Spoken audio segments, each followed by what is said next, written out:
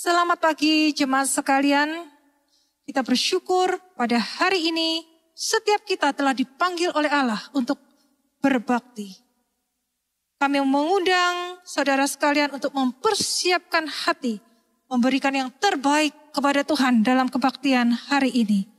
Dan kami menyambut dengan hangat untuk Bapak, Ibu, saudara sekalian yang baru pertama kali hadir dan bergabung bersama kami. Dimanapun Anda berada, baik di Indonesia maupun di luar negeri, kita dipersatukan di dalam kasih Tuhan. Selamat hari Minggu, selamat beribadah.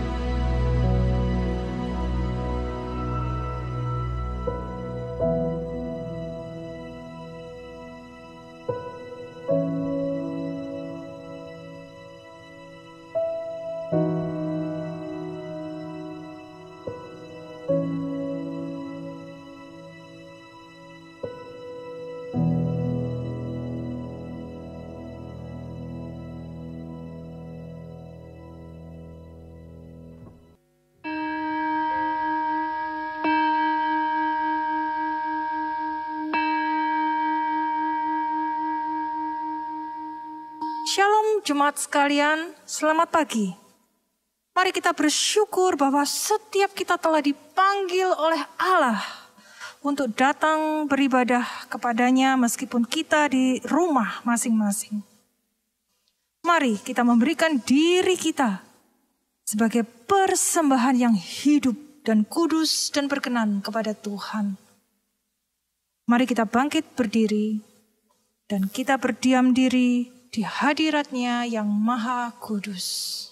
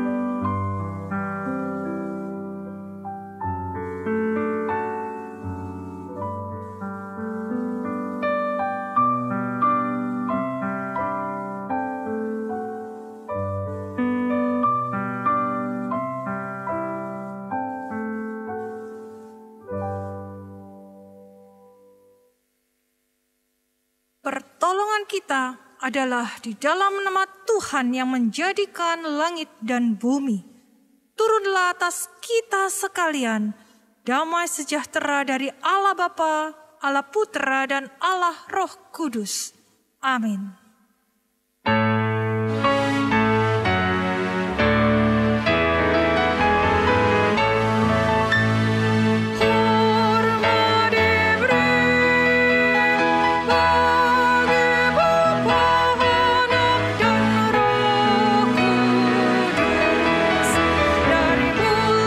Sampai sekarang dan seterusnya.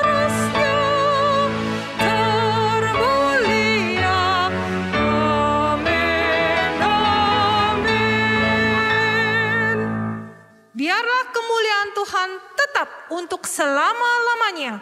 Biarlah Tuhan bersuka cita karena perbuatan-perbuatannya. Aku hendak menyanyi bagi Tuhan selama aku hidup.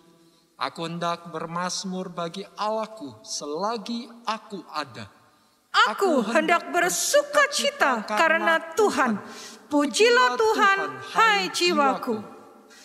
Mari kita yang masih bernafas meninggikan nama Allah kita.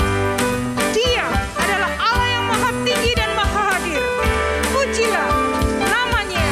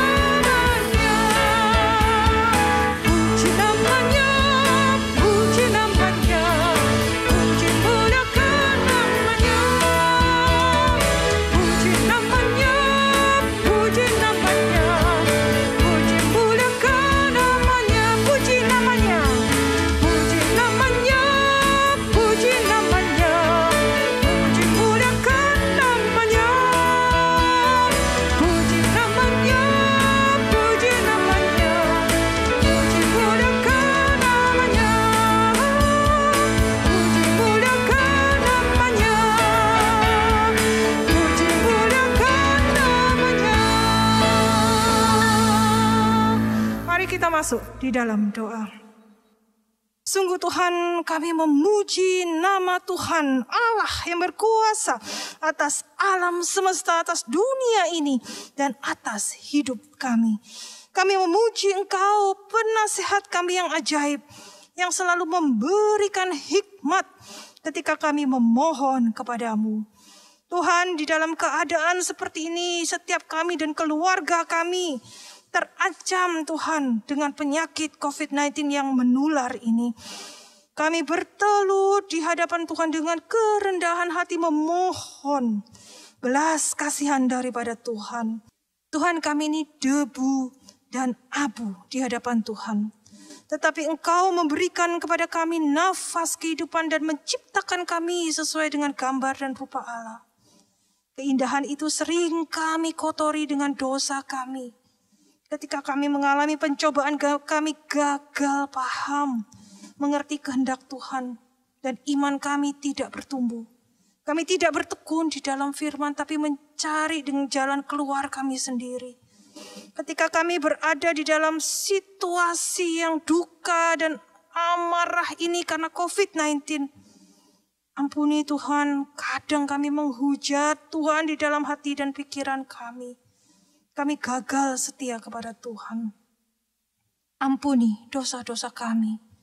Melalui kebaktian di pagi ini, kami ingin mengingat kembali segala perbuatan Tuhan, di mana Engkau sudah mati, Engkau bangkit dan memberikan pengharapan kepada kami. Dengarkanlah doa ucapan syukur dan doa pengakuan dosa kami, yang kami landaskan di dalam nama Tuhan Yesus Kristus, Sang Penebus kami yang kami puji dan muliakan. Amin. Setiap kita yang telah diampuni dosanya oleh Tuhan, dengarkanlah jaminan pengampunan dan janji Tuhan. Dari Roma pasal 3 ayat 23 sampai 25a. Karena semua orang telah berbuat dosa dan telah kehilangan kemuliaan Allah. Dan oleh kasih karunia telah dibenarkan dengan cuma-cuma karena penebusan dalam Kristus Yesus. Kristus Yesus telah ditentukan Allah menjadi jalan pendamaian karena iman dalam darahnya. Berbahagialah kita yang diberi jaminan dan kepastian akan kehidupan iman kita. Dan Bapak Ibu yang belum percaya kepada Yesus sebagai juru selamat Anda, berdoalah dan minta kepada Yesus untuk datang dalam hidupmu, sehingga Anda pun mengalami damai dan sukacita di dalam Yesus yang dunia tidak dapat berikan. Jemaat dipersilakan duduk kembali. Saudara, bila saat ini kita lemah iman, lemah kerohanian kita, Allah mengerti.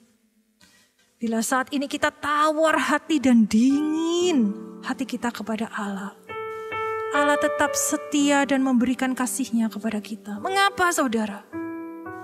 Karena kita adalah milik-Nya, yang dikasihinya dan disayangnya. Allah menopang setiap kita dan memberikan kekuatan dan penghiburan setiap saat. Mari kita pegang janji Tuhan ini lewat lagu yang akan kita nyanyikan. Kita katakan sungguh-sungguh, terima kasih Tuhan.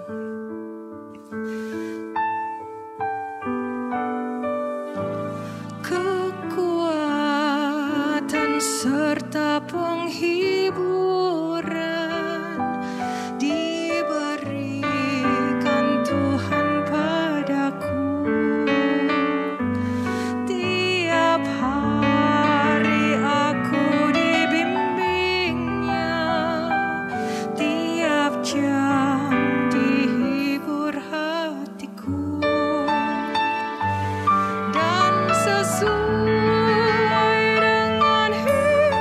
Tuhan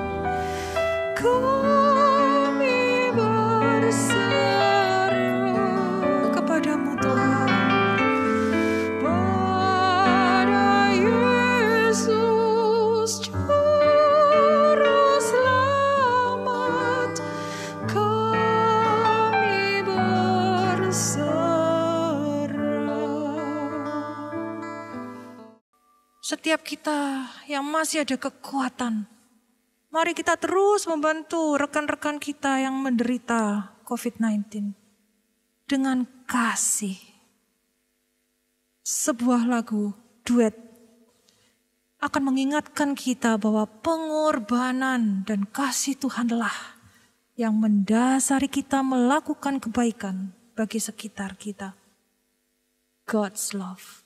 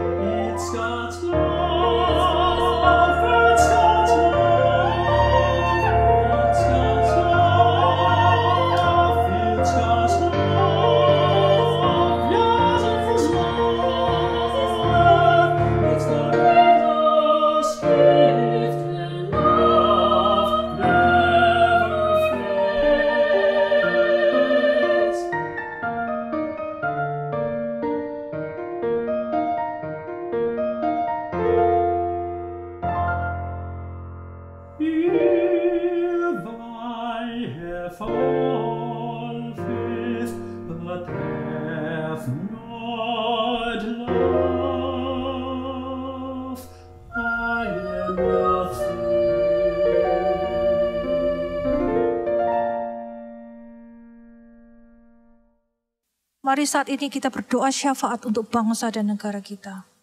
Bila saudara berkenan, mari kita membuka tangan kita seperti ini di hadapan Tuhan ketika kita menyanyikan lagu Doa Kami bagi bangsa kami yang tercinta. Kiranya Tuhan mendengarkan doa kami melalui pujian ini.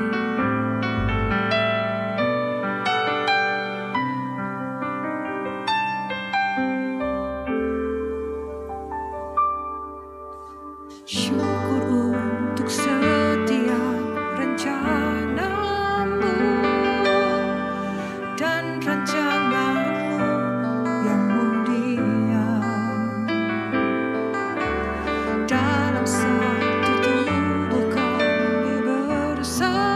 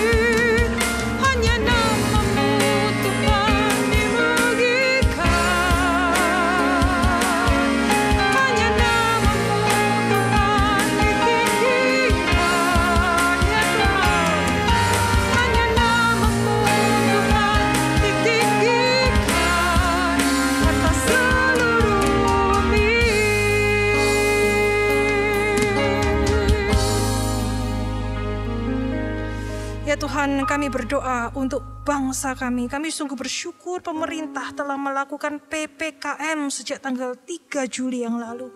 Engkau telah menjawab doa jeritan bangsa kami. Kami telah melakukan doa bersama di seluruh Indonesia meminta belas kasihan. Dan Kau mendengarkannya. Kami sungguh bersyukur Tuhan. Dan kami berdoa tak henti-hentinya agar PPKM ini dapat menekan jumlah korban COVID-19. Dan masyarakat boleh diberi kesabaran ketika ada pengetatan aktivitas yang secara ekonomi merugikan mereka. Kami berdoa untuk anak-anak Tuhan khususnya yang terhambat dalam bisnis dan usaha mereka. Agar setiap kami boleh tetap bergantung kepada Tuhan dan mendukung program PPKM dari pemerintah ini sebagai warga negara yang baik. Tuhan, kami juga menyadari ada sekelompok orang yang masih tidak percaya adanya COVID-19. Jujur Tuhan, hati kami kesal. Kami juga marah terhadap mereka. Kadang mereka selalu teledor, gak pakai masker, makan bersama dengan sengaja bahkan menyebarkan virus ini. Tuhan, kami berdoa, Engkau sendiri akan membalaskan semua hal jahat yang mereka lakukan terhadap negara kami. Dan kami percaya pemerintah Indonesia ini dipilih sebagai perwakilan Tuhan, agar setiap kami dapat hidup damai sejahtera. Dan kami sebagai anak-anak Tuhan ingin bertanggung jawab, mengasihi Tuhan, diri kami, keluarga kami, sanak famili kami, sahabat-sahabat kami, rekan-rekan kami. Tuhan, tolong kuatkan kami. Kuatkan bangsa ini menghadapi COVID-19. Terima kasih Tuhan, Kau dengarkan doa kami. Dan kami membawa seluruh doa dan permohonan kami sesuai dengan doa yang pernah diajarkan Tuhan Yesus. Bapa kami yang di sorga, dikuduskanlah nama-Mu. Datanglah kerajaan-Mu.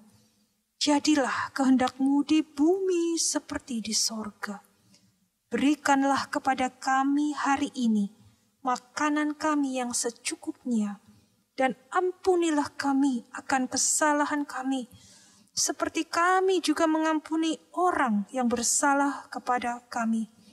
Dan janganlah membawa kami ke dalam pencobaan, tapi lepaskanlah kami daripada yang jahat, karena Engkaulah yang empunya kerajaan dan kuasa dan kemuliaan sampai selama-lamanya. Amin. Setiap kita, mari dengan bangkit berdiri, kita mengucapkan pengakuan iman rasul yang berbunyi demikian. Aku percaya kepada Allah, Bapa yang Maha Kuasa, Khalik langit dan bumi, dan kepada Yesus Kristus, anaknya yang tunggal Tuhan kita, yang dikandung dari Roh Kudus, lahir dari anak darah Maria, yang menderita sengsara di bawah pemerintahan Pontius Pilatus, disalibkan, mati, dan dikuburkan, turun ke dalam kerajaan maut. Pada hari yang ketiga, bangkit pula dari antara orang mati, naik ke sorga, duduk di sebelah kanan Allah, Bapa yang Maha Kuasa, dan dari sana Ia akan datang untuk menghakimi orang yang hidup dan yang mati. Aku percaya kepada Roh Kudus, gereja yang kudus dan am, persekutuan orang kudus, pengampunan dosa, kebangkitan tubuh, dan hidup yang kekal. Amin. Silakan duduk. Saudara, hidup kita ini sesungguhnya telanjang dan terbuka di depan mata Tuhan. Tidak ada yang bisa kita tutup-tutupi. Mari kita minta firman Tuhan yang akan kita dengar sebentar lagi menjadi hidup dan kuat dan tajam seperti pedang. Sehingga kita dimurnikan selalu hidup kita oleh firman-Nya. Murnikanku Tuhan.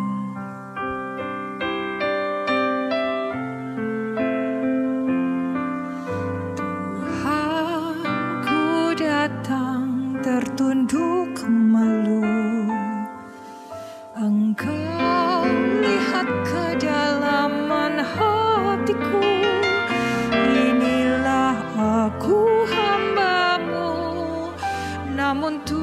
tujuan hidupku hanya melayani diri sendiri. Sesungguhnya ku hamba dunia, terpikat oleh kesenangan fana, akan harta dan kuasa, kebanggaan hati, beri belas kasih-Mu. Oh Tuhan, murnikan ku tekad di hatiku, agar ku tersadar menderita denganmu. Murnikan ku, arahkan mata hatiku, agar ku setia padamu. Murnikan ku tekad di hatiku, agar ku tersadar menderita denganmu. Murnikan ku, arahkan mata hatiku, agar ku setia padamu. Agar ku setia padamu.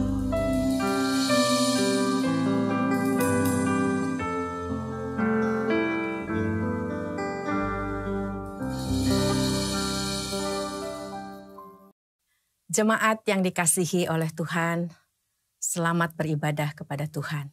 Bersyukur bahwa di tengah situasi dan kondisi yang seperti ini, kita tetap boleh datang kepada Tuhan. Saudara, pada hari ini kita akan bersama-sama merenungkan satu tema tentang hidup beriman. Di tengah realita kehidupan yang kita hadapi pada saat ini, kita berhadapan dengan penyakit, kita berhadapan dengan kematian, kita berhadapan dengan satu kesulitan ke kesulitan yang lain. Kita menghadapi ketidaknyamanan. Di tengah situasi dan kondisi seperti ini, lalu mulai orang bertanya, apa sih yang dimaksudkan tentang hidup beriman itu? Di saat saya harus menghadapi semuanya ini. Nah, saudara, itu yang akan kita renungkan bersama di hari ini berdasarkan kebenaran firman Tuhan yang diambil dari Ibrani pasal 11 ayat yang pertama dan ketiga. Lalu kita akan bersama-sama juga melihat di bagian yang lain dari Ibrani ini. Sebelum kita bersama-sama membaca firman Tuhan dan merenungkannya, mari saudara kita masuk dalam doa terlebih dahulu. Ya Bapa, inilah kami anak-anak-Mu yang pada saat ini datang kepadamu. Di tengah situasi dan kondisi yang tidak ideal, kami sungguh mengharapkan Tuhan berbicara kepada kami. Sebenarnya Tuhan, di tengah dunia yang telah jatuh ke dalam dosa ini, sebenarnya kami selalu hidup di tengah dunia yang tidak ideal. Dan kami sungguh terus membutuhkan tuntunan dari Tuhan. Berdasarkan firman Tuhan, bagaimana kami harus menjalani hidup di tengah dunia ini. Ya Bapa, berbicaralah kepada kami, termasuk hamba-Mu ini yang hanya akan dipakai sebagai alat-Mu. Karena kami sama-sama perlu diingatkan, kami sama-sama perlu dikoreksi, diterangi oleh kebenaran firman Tuhan. Karena kami rindu sebagai anak-anak Tuhan. Kami terus boleh menjadi pelaku firman, kami boleh terus hidup dan bertumbuh dalam segala hal ke arah Kristus. Tolonglah kami sekalian ya Bapa. Di dalam nama Tuhan Yesus Kristus, Juru Selamat kami yang hidup, kami berdoa. Amin. Mari saudara, bagian yang pertama akan saya bacakan dari Ibrani pasal yang ke-11, ayat yang pertama sampai ayat yang ketiga. Ya, Ibrani pasal 11 ayat yang pertama sampai ayat yang ketiga. Demikian bunyinya. Iman adalah dasar dari segala sesuatu yang kita harapkan dan bukti dari segala sesuatu yang tidak kita lihat. Sebab oleh imanlah telah diberikan kesaksian kepada nenek moyang kita. Karena iman kita mengerti bahwa alam semesta telah dijadikan oleh firman Allah. Sehingga apa yang kita lihat telah terjadi dari apa yang tidak dapat kita lihat. Saudara, bagian yang selanjutnya adalah dari Ibrani 11. Saya akan bacakan ayat 38 sampai ayat yang ke-40. Demikian bunyinya. Dunia ini tidak layak bagi mereka. Mereka mengembara di padang gurun dan di pegunungan, dalam gua-gua dan celah-celah gunung. Dan mereka semua tidak memperoleh apa yang dijanjikan itu, sekalipun iman mereka telah memberikan kepada mereka satu kesaksian yang baik. Sebab Allah telah menyediakan sesuatu yang lebih baik bagi kita. Tanpa kita, mereka tidak dapat sampai kepada kesempurnaan. Saudara, bicara tentang hidup beriman di tengah realita kehidupan yang tidak ideal setelah manusia jatuh ke dalam dosa, maka sangat menentukan kita itu beriman kepada siapa dan apa. Karena yang dimaksudkan dengan hidup beriman berarti saya percaya, saya mempercayakan diri. Nah itu loh saudara ya. Nah berarti ini kita kalau bicara beriman atau percaya, kita percaya kepada siapa dan kita percaya kepada apa. Ini akan menentukan bagaimana saudara dan saya ini nantinya berharap dan merespon realita kehidupan kita. Ya, di dalam menjalani kehidupan ini. Jadi misalnya begini saudara. Karena itu arti iman saudara sebagai orang Kristen begini. Iman itu mencakup 3 hal. Jadi kalau kita bilang percaya itu ada isi kepercayaan kita. Jadi saya tuh percaya kepada siapa, saya percaya kepada apa. Gitu ya. Lalu yang kedua itu melibatkan pemahaman kita. Ya, jadi oke, saya memahami semua. Jadi yang informasi yang saya dapat itu saya pahami, saya mengerti. Dan yang ketiga, saudara, itu berbicara tentang kita mempercayainya, menerima. Kita menerima dan kita menerapkan. Itu artinya beriman. Jadi ada isinya, nggak sembarangan yang iman kosong begitu loh, saudara ya. Tapi ada isinya. Nah sekarang lihat ini saudara, pengaruhnya besar sekali. Kalau isi iman, ya, pemahaman kita, kepercayaan kita salah kaprah, semuanya nanti jadi salah kaprah. Misalnya, saya percaya Allah itu baik. Dalam arti, kalau baik itu dia akan memenuhi segala keinginanku. Lihat ini ya. Nah, berarti pengharapan kita adalah Allah akan selalu memenuhi apa yang saya mau. Berarti kalau doa kan ada katanya ayatnya. Tapi dibacanya dari pemahaman ini saudara. Kan mintalah maka kamu akan mendapatkan. Carilah gitu kan ya. Nanti ketuk pintu, nanti pintu akan dibukakan. Nah jadi kita berpikir bahwa pokoknya kalau Allah baik, saya minta apa saja itu mesti dikasih. Lalu yang kedua, kalau kita memahaminya bahwa Allah itu di dalam berinteraksi dengan kita, Allah menyatakan bahwa hidup kita ini fokusnya di dunia ini. Ya, dunia ini di mana Tuhan menghendaki saudara dan saya selalu nyaman, aman dan tentram di dunia ini. Nah kalau itu yang kita percayai, maka berarti apa? Kita mengharapkan hidup saudara dan saya ini selalu aman, tentram, nyaman dan menyenangkan di dunia ini. Karena Tuhannya menjanjikan dan Tuhan yang saya percaya adalah baik. Lihat ini. Dan Tuhan menjanjikan dan Tuhan menyatakan, memerintahkan bahwa hidup saya ini terfokus di dunia ini. Lihat ini saudara. Ini akan mempengaruhi apa yang saya harapkan. Ini juga akan mempengaruhi bagaimana saya berespon terhadap apa yang terjadi. Jadi kalau misalnya kita kan bilang kita percayanya Tuhan itu baik dan selalu kasih apa yang saya mau. Dan pada saat tidak terjadi ya marahlah saudara. Katanya Tuhan baik, lalu mulai jadi saudara-saudara kecewa. Lalu tidak ke gereja lagi, tidak mau berdoa lagi, tidak mau datang lagi kepada Tuhan. Karena menganggap bahwa kok Tuhan begini ya, katanya janji baik, katanya janji saya dikasih apa saja yang saya mau. Begitu ya. Dan lalu Kan Tuhan mengatakan bahwa hidup kita ini adalah fokusnya di dunia ini, gitu kan. Jadi bahwa saya tuh juga mendapatkan kenyamanan dan keokean. Jadi kalaupun dikatakan bahwa Tuhan Yesus datang ke dunia itu memberikan hidup kekal, bagi saya artinya adalah, ini saudara, kalau saudara pahaminya begini, hidup kekal itu dari sejak di dunia ininya senang, nanti setelah mati juga senang. Jadi nggak enaknya begitu loh, saudara ya. Nah pada saat kita mengalami yang tidak enak, maka lalu kita bilang, loh kenapa sih Tuhan? Kok yang saya udah percaya Tuhan, saya udah jadi anak Tuhan baik-baik, kok tetap saya mengalami yang tidak enak seperti ini? Nah ini sangat pengaruhnya besar sekali. Oleh karena itu saya pikir penting sekali buat saudara dan saya untuk memahami siapa sih yang saudara dan percaya berdasarkan firman Tuhan. Kalau saudara adalah anak Tuhan, berarti saudara sekarang sudah membiarkan pikiran kita, ya hidup kita, itu diformat ulang berdasarkan firman Tuhan. Maka firman Tuhan mengatakan bahwa saudara dan saya sebagai anak Tuhan harus terus diperbaharui. Roma 12 itu ya. Ayat 1 dan 2, demi kemurahan Allah kita harus mempersembahkan seluruh hidup kita untuk Tuhan ya, sebagai ibadah yang benar. Lalu dikatakan bahwa kita juga harus diperbaharui, kita tidak jadi serupa dengan dunia ini. Oke. Nah, oleh karena itu saya pikir penting ada beberapa hal yang harus kita pahami. Kita akan bercermin dari orang-orang yang di Ibrani 11 ini. Kalau kita baca di ayat yang pertama itu kan dikatakan iman dasar. Berarti imannya ini iman yang berdasarkan firman Tuhan.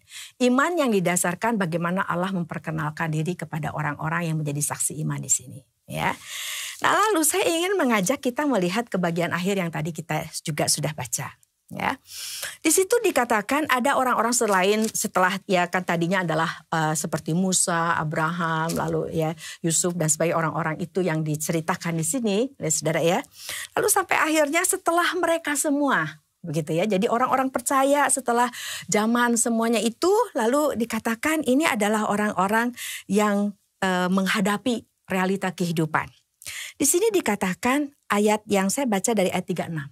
Ya, di ayat yang ke-36 dikatakan begini, ada pula yang diejek dan didera, bahkan yang dibelenggu dan dipenjarakan. Mereka dilempari, digergaji, dibunuh dengan pedang. Mereka mengembara dengan berpakaian kulit domba dan kulit kambing sambil menderita kekurangan, kesesakan, dan siksaan. Kalau saudara membaca ayat ini, kata-kata yang dinyatakan di ayat ini, yang menunjukkan apa yang dialami oleh orang-orang yang disebut hidup beriman ini, kita akan melihat, aduh, kok susah amat hidupnya, kok gak enak amat. Kenapa sih sampai orang-orang ini, saudara, rela menghadapi semuanya ini? Kenapa sih orang-orang ini pada waktu mengalami semuanya ini, mereka mengalaminya dengan Tuhan inilah saya. Pokoknya, jadi kayak saudara ingat di perjanjian lama yang ada Sadrah, Mesah, dan Abednego. Kan itu mereka diancam. Kalau mereka tidak mau menyembah, gitu kan ya, menyembah patung yang didirikan oleh raja pada waktu itu, maka ancamannya adalah mereka akan dilemparkan kepada dapur api. Ini yang dikatakan oleh Sadrah, Mesah, dan Abednego. Bagi saya itu tidak efek, dalam arti saya tahu Tuhan bisa menyelamatkan saya dari dapur api ini. Tapi kalaupun itu tidak terjadi, saya nggak akan pernah menyembah Allah lain selain Allah yang mereka percaya. Saudara, ini orang-orang ini tidak tahu bahwa Tuhan akan menyelamatkan. Tidak tahu kan? Nggak tahu, saudara. Sampai pada waktu mereka dibawa ke perapian itu untuk dilemparkan, mereka nggak tahu Tuhan akan menyelamatkan. Tapi mereka menjalaninya. Persis sama kayak Daniel. Daniel juga tidak tahu akan waktu dilemparkan ke gua singa bahwa dia akan diselamatkan. Kenapa? Saudara, kita lihat bahwa ada yang memang di dalam kehidupan ini Tuhan izinkan, Tuhan tidak selamatkan dari dapur api. John Huss dibakar hidup-hidup.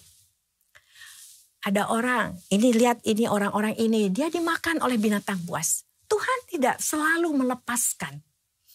Tapi orang-orang ini mengatakan baik yang dilepaskan maupun yang tidak dilepaskan, saudara. Dan mereka menghadapi dan dia siap kalaupun tidak dilepaskan. Mereka siap menjalaninya. Dan menganggapnya, yang seperti Paulus katakan, semua adalah sampah dibandingkan pengenalan Kristus. Yohanes 3 ayat 16 merupakan bagian firman Tuhan yang kalau saudara ke sekolah minggu itu sudah dihafalkan ya dari sekolah minggu. Karena begitu besar kasih Allah akan dunia ini, sehingga ia telah mengaruniakan anaknya yang tunggal, supaya barang siapa yang percaya kepadanya tidak binasa, melainkan beroleh hidup kekal. Saudara, hidup kekal di sini, kalau kita bandingkan dengan Yohanes 3 ayat 18, saya ajak saudara kita lihat ya Yohanes pasal yang ke-3 ayat yang ke-18. Saya ajak kita baca itu. Di Yohanes pasal 3 ayat 18 dikatakan seperti ini. Barang siapa percaya kepadanya, ia tidak akan dihukum. Barang siapa tidak percaya, ia telah berada di bawah hukuman, sebab ia tidak percaya dalam nama Anak Tunggal Allah. Barang siapa yang percaya kepadanya, ia tidak akan dihukum. Berbicara bahwa saudara dan saya terlepas dari murka Allah. Akan terlepas dari murka Allah.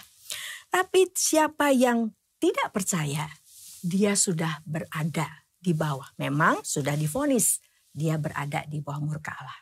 Nah, lalu kita kaitkan dengan hidup kekal tadi. Jadi apa maksudnya hidup kekal ini? Lalu ada orang Kristen yang berpikir hidup kekal ini berarti bahwa kalau saya sudah tidak berada lagi di bawah murka Allah, ya, saya sudah dijamin tidak dimurkai oleh Allah lagi karena saya percaya Tuhan Yesus sebagai juru selamat saya, gitu kan ya saudara ya. Maka lalu kita berpikir bahwa oke, kita juga jadi enak aja hidup di dunia ini. Kita jadi nyaman-nyaman aja di dunia ini. Nah, saudara, pada saat saudara menerima Tuhan Yesus oleh karena anugerah Allah, ya, saudara dan saya menjadi anak Tuhan. Kan di sekolah minggu itu kita pernah belajar lagu ini ya. Di dalam dunia ada dua jalan, lebar dan sempit, gitu kan ya saudara ya. Nah terus kita kan bicara tentang yang sempit ini, itu jalannya anak Tuhan. Yang lebar ini yang bukan anak Tuhan yang menuju kebinasaan, gitu kan ya. Nah saudara jangan berpikir bahwa jalan sempit ini ada di sana, gitu ya. Jalan yang lebar ini ada di sono, ya, sehingga nggak ada kaitannya nih antara yang sempit sama yang lebar, ya. Jadi kita sepertinya ada jalan sendiri, ada dunia sendiri. Yang ini ada jalan sendiri, ada dunianya sendiri. Pokoknya yang ini nggak enak, yang ini enak. Enggak, saudara. Jalan sempit dan jalan lebar itu ada di dunia yang sama. Dengan kata lain, saudara dan saya ini sebagai anak-anak Tuhan tinggal di dunia yang sama yang telah jatuh ke dalam dosa. Di dunia di mana diisi oleh manusia yang telah jatuh ke dalam dosa sebelum penebusan Kristus, itu ya, sebelum orang-orang itu mendapatkan anugerah, kan semuanya hidup di dalam keberdosaan mereka. Yang kalau orang berdosa kan firman Tuhan mengatakan orang yang tidak kena sasaran Tuhan. Tuhan tujuan menciptakan adalah untuk menyenangkan Tuhan. Hidup dan mati bagi Tuhan. Tapi setelah manusia jatuh ke dalam dosa, manusia sekarang terfokusnya kepada saya. Yaitu hidup dan mati untuk saya. Ya, pokoknya kalau bisa jangan mati begitu ya. Menyenangkan, pokoknya hidup ini terfokus kepada dunia ini dan saya bisa memanfaatkan dunia ini untuk menyenangkan saya. Nah, ini adalah akhirnya saudara apa yang terjadi. Pada waktu saudara dan saya menerima Tuhan Yesus sebagai juru selamat pribadi, kita tetap tinggal di dunia yang sama. Dunia yang sudah tidak ideal lagi dengan segala malapetaka, bencana alam, sakit penyakit, kejahatan yang semua adalah karena ulah manusia yang tidak mengikuti tatanan Tuhan pada waktu menciptakan. Kan pada waktu Tuhan menciptakan semuanya itu Tuhan ciptakan semua dengan keadaan yang baik, yang oke, tertatan baik. Lalu baru manusia diciptakan. Supaya ini dunia adalah dunia yang layak untuk ditinggali oleh manusia. Ideal. Tapi lalu setelah kejatuhan sama manusia diporak-porandakan. Sehingga akhirnya dunia ini menjadi tidak ideal lagi dan terjadilah semuanya itu. Nah, saudara dan saya hidup di dunia yang sama. Tidak ada janji di dalam firman Tuhan yang mengatakan bahwa yang namanya anak-anak Tuhan selama ada di dunia ini kita akan selalu mengalami kenyamanan, aman, tentram, damai dan tidak pernah sakit. Gak ada, saudara, ayatnya. Firman Tuhan hanya menjanjikan bahwa saudara dan saya yang telah ditebus oleh Kristus, saudara dan saya yang telah menjadi ciptaan baru menjadi anak-anak Tuhan, dijamin. Di dalam Roma 8 dikatakan tidak ada siapa atau apapun juga yang bisa memisahkan kita dari kasih Allah. Di situ disebut bicara tentang penderitaan, di situ juga berbicara tentang ketidakidealan yang bisa dialami seorang anak Tuhan di dunia ini. Tetapi Tuhan menjanjikan Dia akan pelihara kita, pelihara iman kita, kepercayaan kita kepada Dia untuk supaya di tengah situasi dan kondisi yang bagaimanapun juga kita tetap teguh. Dan kita tetap mengandalkan Tuhan, kita tetap percaya kepada Tuhan, kita tetap menyembah Tuhan. Karena hidup ini adalah tentang menyenangkan Tuhan. Saudara, kita tahu ada ayat di Maleakhi ya. Maleakhi pasal yang ketiga itu biasanya ada satu ayat yang biasa dipakai untuk sebelum persembahan. Yaitu tentang apa, saudara? Tentang perpuluhan kan ya.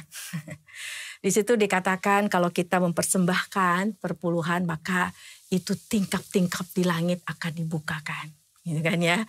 Maka wah, jadi intinya adalah kita tuh lihat ini, saudara. Kalau orang yang masih terfokusnya kepada saya bukan menyenangkan Tuhan, ya saudara ya. Maka kita akan baca Maleakhi pasal yang ketiga itu akan kita bacanya adalah begini.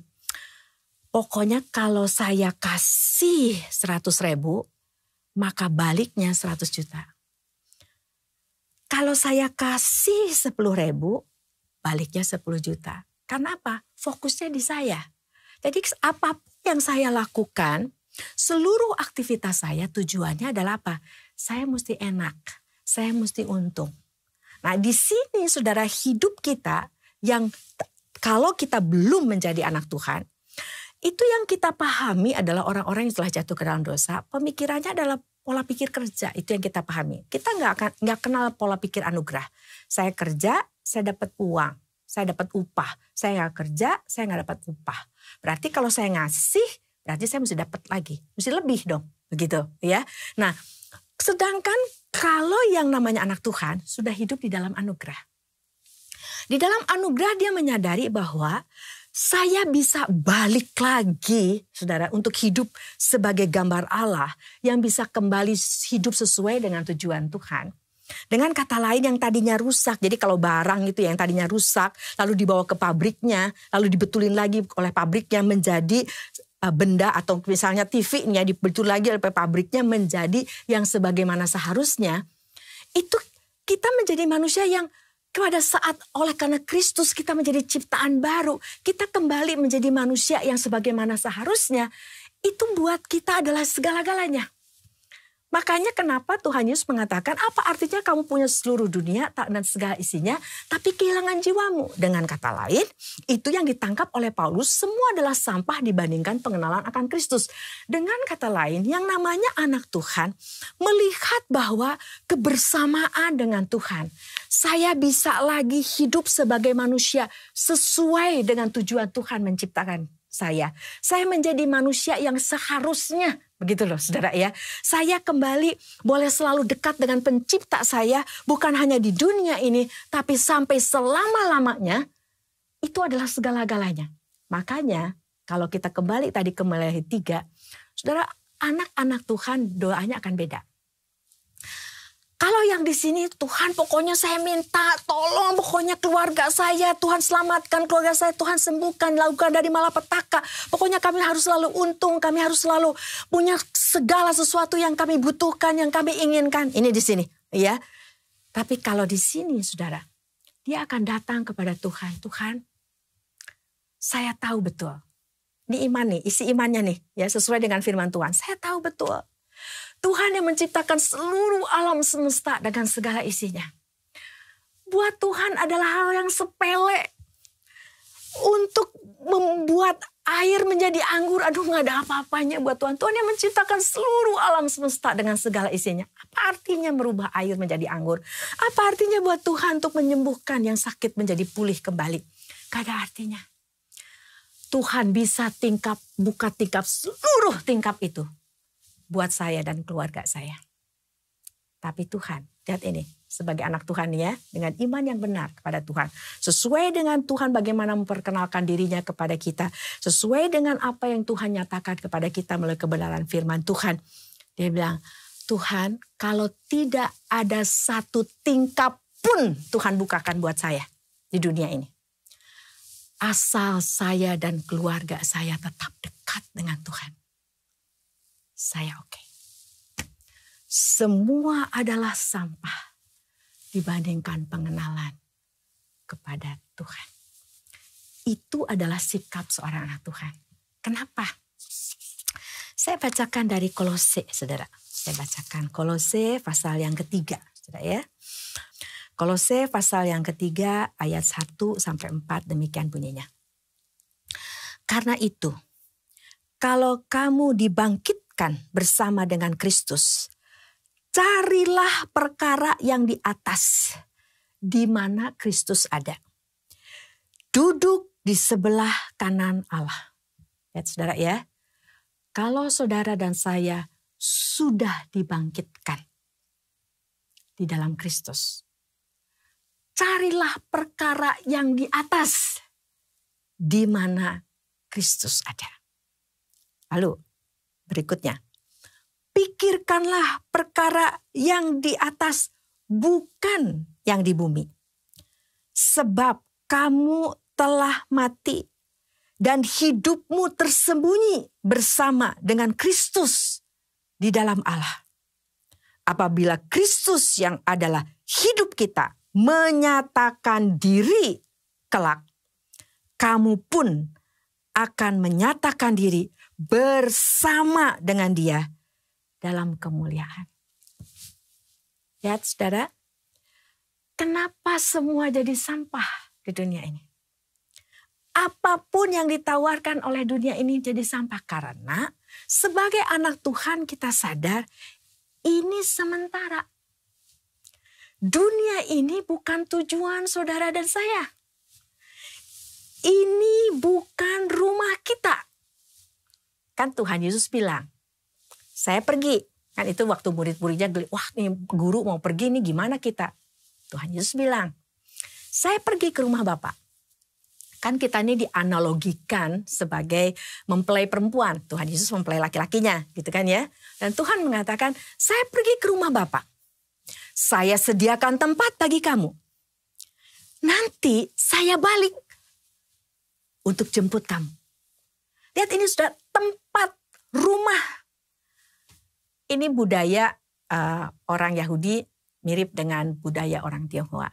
Pada waktu saya mengunjungi, pergi ke satu tempat di RRC, lalu saya melihat ada satu kompleks, ya, rumah besar.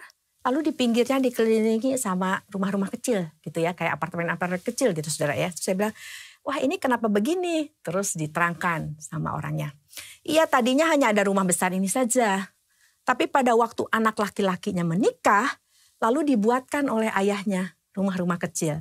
Di mana lalu dia bawa istrinya masuk ke rumah bapaknya, lalu tinggal di sana. Lalu itu yang Tuhan Yesus bilang. Saya pergi ke rumah Bapa. Saya sediakan tempat.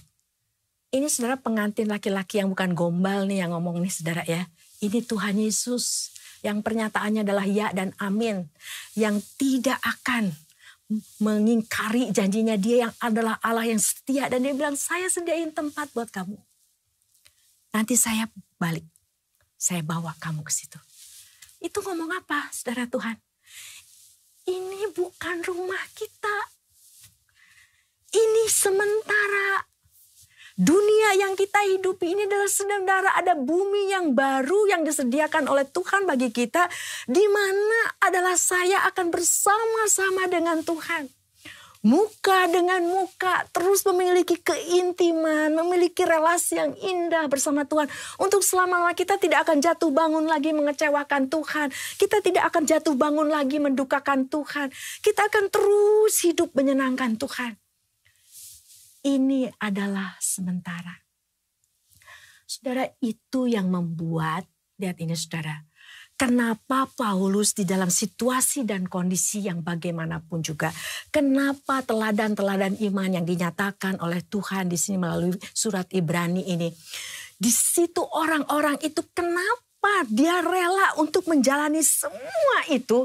Karena dia tahu ini sementara. Saudara, yang namanya sementara dibandingkan kekekalan, kan ini hidup kekal bersama Tuhan yang dijanjikan. Itu kesementaraan itu dibandingkan kekekalan itu 1 banding tak terhingga, saudara.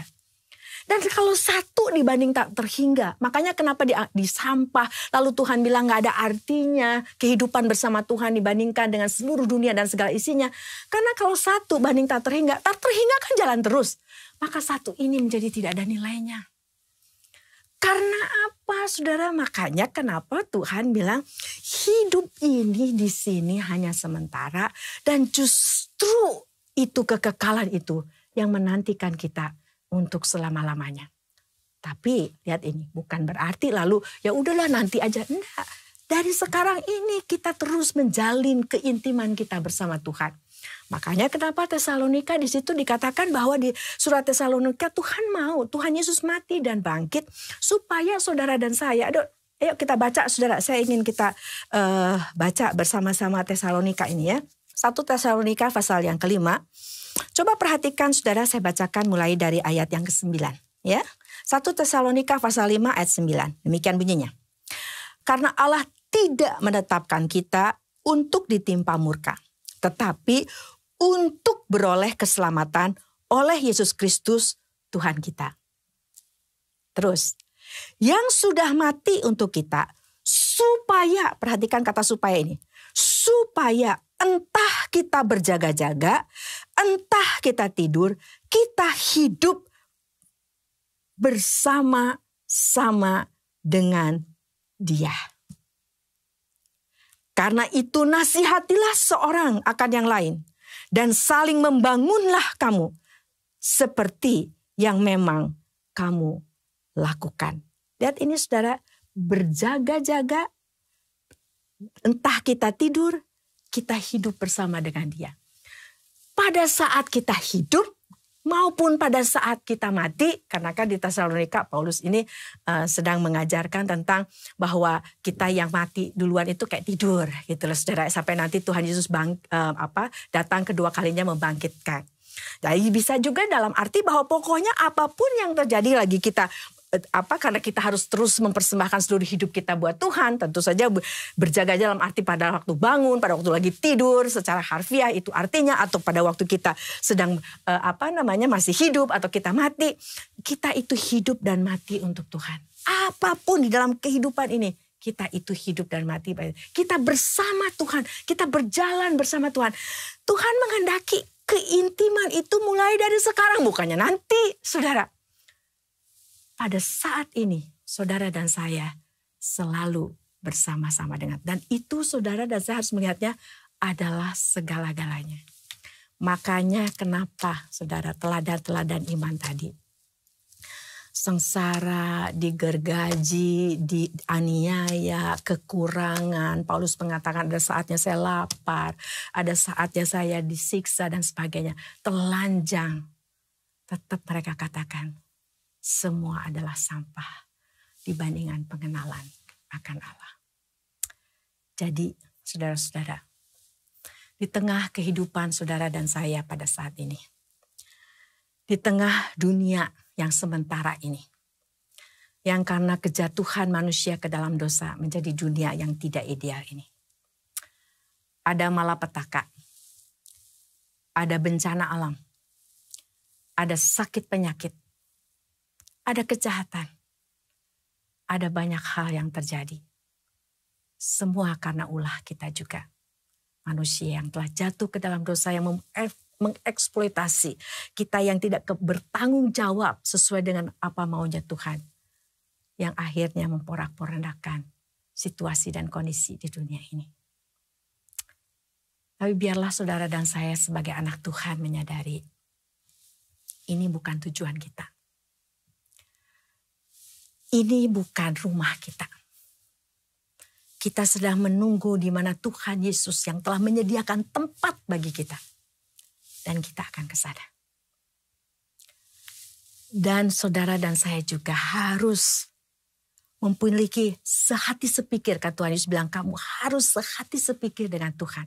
Pada saat kita tidak sehati sepikir, bahkan Petrus pun sama Tuhan ditegur dengan keras. Nyala iblis, engkau hanya memikirkan apa yang dipikirkan manusia, bukan dipikirkan oleh Tuhan.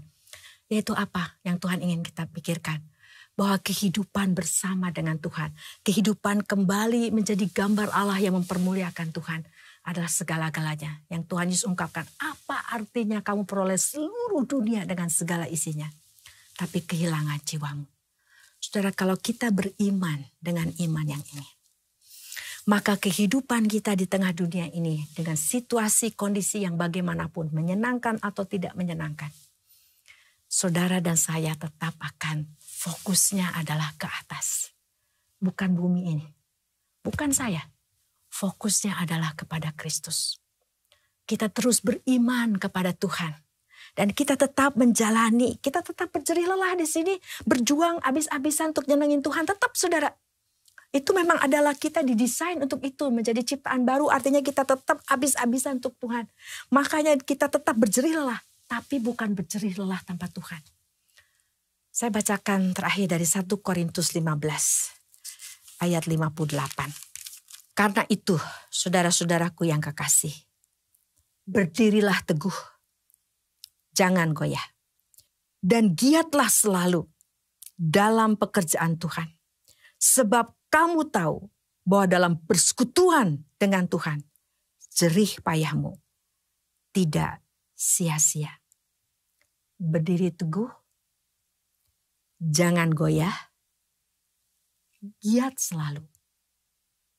Tidak asal giat, tidak asal tidak goyah, tidak asal berdiri teguh. Semua itu kita jalani dalam persekutuan dengan Tuhan. Dan pada saat itu terjadi, kapanpun Tuhan bilang berhenti hidup dalam kesementaraan ini. Dengan antusias, ini memang bukan rumah saya. Ini memang bukan tujuan akhir saya. Tuhan, ini saya. Saya siap pulang. Di sini saya jalani bersama Tuhan. Dan saya pada saat Tuhan panggil saya pulang, saya terus akan jalani bersama dengan Tuhan. Amin. Mari kita berdoa. Ya Tuhan,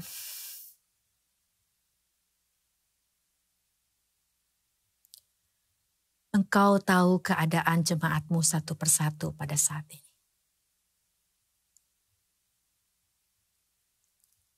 Ada yang oke-oke saja. Bisa jadi ada yang sangat oke. Tapi ada yang tidak oke. Ada yang dalam situasi dan kondisi yang dirasakan sangat tidak oke. Ada yang kehilangan. Ada yang mendapatkan. Ya Tuhan, tolonglah kami sebagai anak-anak Tuhan. Di tengah situasi dan kondisi yang Tuhan izinkan terjadi ini. Yang harus kami lewati. Tolong kami untuk terus terfokus kepada Kristus. Bukan bumi ini. Bukan diri kami. Bukan kesementaraan ini. Tapi biarlah hidup kekal itu terus kami jalani mulai saat ini dan sampai selama-lamanya. Hidup kekal bersama Tuhan. Hidup kekal di mana kami boleh nyatakan kepada dunia Tuhan adalah segala-galanya. Apapun yang Tuhan izinkan terjadi dalam hidup saya, saya tidak akan pernah menyembah Allah lain. Ya Tuhan, teguhkanlah jemaat-Mu. Kuatkanlah, jangan biarkan goyah. Dan biarlah kami tetap berjerih lelah dalam persekutuan dengan Tuhan. Karena kami tahu semuanya tidak sia-sia. Dalam nama Tuhan Yesus Kristus, Juru Selamat kami yang hidup, kami serahkan hidup kami kepadamu. Amin. Sebagai respon akan firman Tuhan yang telah kita dengar, mari kita memberikan persembahan kita dengan rasa ucapan syukur. Kita berikan persembahan dengan cara scan QRIS gereja masing-masing atau transfer ke rekening BCA masing-masing.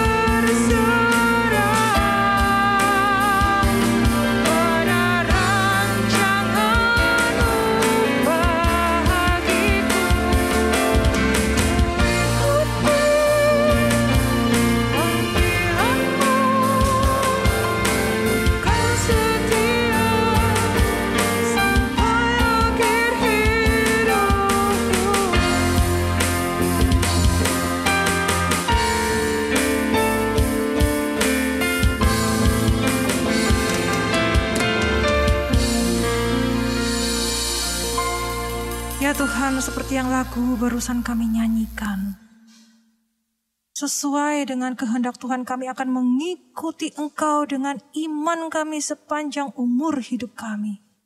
Terima kasih untuk kebaktian hari ini yang boleh kami ikuti.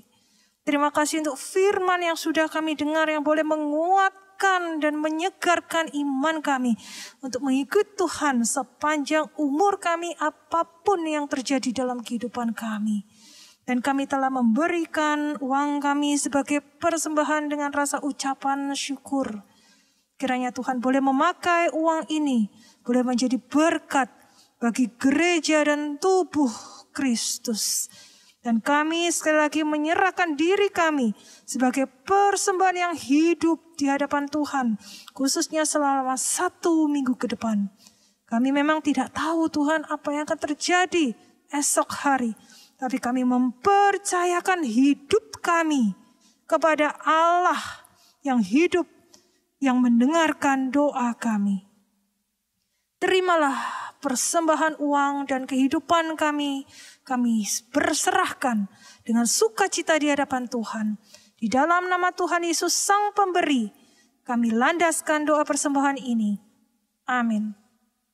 Bagi Dia satu-satunya Allah yang penuh hikmat oleh Yesus Kristus, segala kemuliaan sampai selama-lamanya. Amin.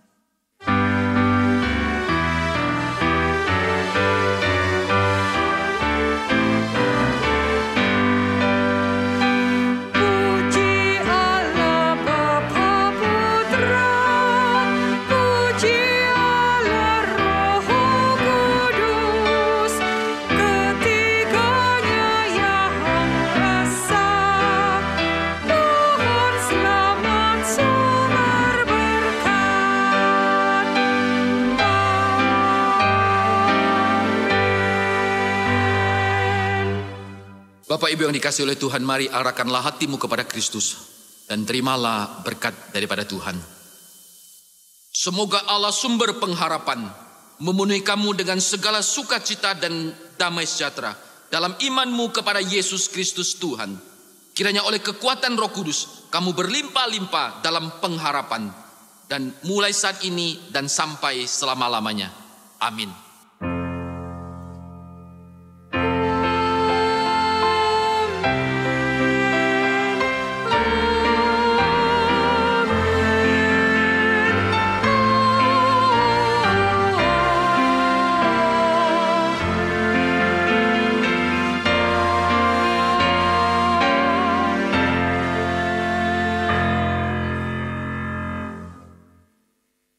Ibadah kita sampai di sini, jemaat dipersilahkan duduk. Mari setiap kita menjalani kehidupan ini dengan senantiasa berharap kepada Tuhan dan menyenangkan hati Tuhan. Selamat hari Minggu, Tuhan memberkati kita semua.